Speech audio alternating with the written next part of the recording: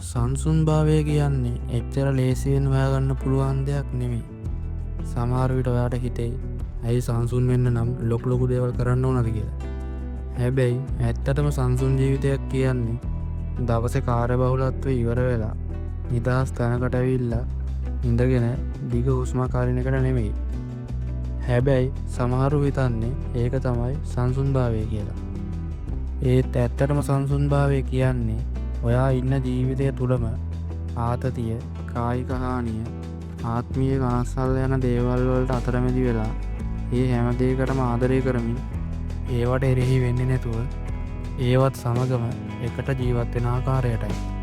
ගොඩක් මිනිස්සු මොකක් හරි ලොකු කාර්යයක් ඉවරුනාම හිතනවා මට මේකෙන් සංසුන්කමක් ලැබෙනවා. මේකෙන් කොහොමද මට සංසුන් ජීවිතයක් හම්බෙන්නේ කියලා. ඒ වගේ දේවල් හිතුවම අපේ මනස කියන දෙයක් තමයි ඔයාට තව යමක් ඕන කියලා. සංසුන් ජීවිතයක් හොයාගන්න නම් අපිට ලැබෙන දෙයින් සතුටු වෙන්න පුරුදු වෙන්න ඕනේ.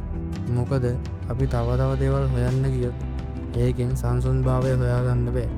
මොකද අපිට අවශ්‍ය දේවල් වලට සීමාවක් නැති හින්දා. ඒ වගේම අපි හැමෝම හිතන දෙයක් තමයි අනාගතේ මට මොකක් වෙයිද? මම මොන වගේ තැනක ඉඳීද කියලා.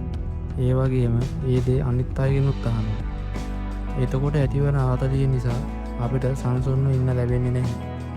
එතකොට අපිට නිතරම හිතන දෙයක් තමයි මේ වැඩේ කරලා ඉවර වෙද්දි මට හොඳ ජීවිතයක් හම්බෙයිද? මගේ ආදර සම්බන්ධතාවයේ අනාගතේ මොකක්ද? මට මීට වඩා හොඳ ජීවිතයක් හම්බෙයිද? මේ වගේ ප්‍රශ්න අපේ මනසින් පිට වෙන්නේ නැහැ.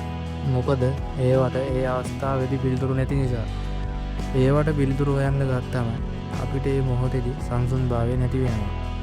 සංසුන් වෙන්න නම් මේ මොහොතේදී ජීවත් වෙන්න. මේ මොහොතේ හොඳට හුස්ම ගන්න.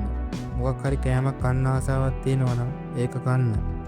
ඔයාට මේ අවස්ථාවේදී මිනිසුන්ට ආදරය කරන්න පුළුවන් නම් ඒක කරන්න. සමහරු හිතනවා සංසුන් වෙන්න නම් කරන වැඩ ඔක්කොම අතහැරලා පොයට හරි ගිහිල්ලා නිදහසේ ඉන්න ඕන කියලා. හැබැයි ඒක සංසුන් භාවය නෙමෙයි. සංසුන් ජීවිතයක් කියන්නේ හරියට ගංගාවක් වගේ. ඒකේ වතුර ගලාගෙන යනවා. හැබැයි කිසිම කැළඹීමක් නැහැ. අපිට එදිනෙදා ජීවිතයේදී නොයෙකුත් ගැටලු වෙනවා. වියදම් වැඩි වෙන්න පුළුවන්. අයවැයක් හදාගන්න අමාරු වෙන්න පුළුවන්. ප්‍රේම සම්බන්ධතාවයක ගැටලු වෙන්න පුළුවන්.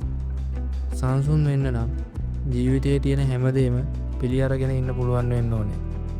ගැටලු වෙන එක ජීවිතයේ එක්තරා කොටසක්. ඒකෙන් ඔයාට අලුත් දේවල් හිතන්න පුළුවන්. මේ දේවල් ඔයා තේරුම් ගත්තම ඔයාට යම්කිසි සංසුන් භාවයකින් ඉන්න පුළුවන්. මොකද එතකොට ඔයා ජීවිතේ යම්කිසි දෙයක් පිළි අරගෙන ජීවත් වෙන්නේ. හැබැයි මේ මොන දේ කරත් ඔයාට හිතෙන්න පුළුවන් ඒත් මට සංසුන් භාවයක් නැහැ නේ කියලා. සංසුන් ජීවිතයක් කියන්නේ එක දිනයක එක විනාඩියක හදිස්සියෙන් හම්බෙන දෙයක් නෙමෙයි. ඒක හිමින් හම්බෙන දෙයක්.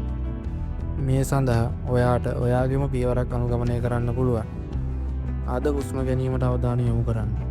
හෙට ඔයාට තියෙන දේවල් ගැන ස්තුතිවන්ත වෙන්න. අනිද්දා ඔයාගේ ජීවිතය අගයන්න.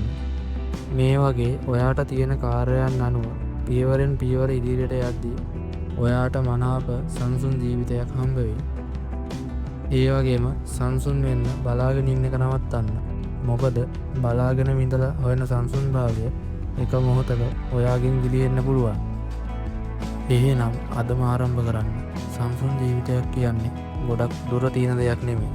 ඒක ඔයා මේ මොහොතේ ඉඳන් ඉදිරියට ගමන් කරන ආකාරය අනුව ලැබෙන දෙයක්.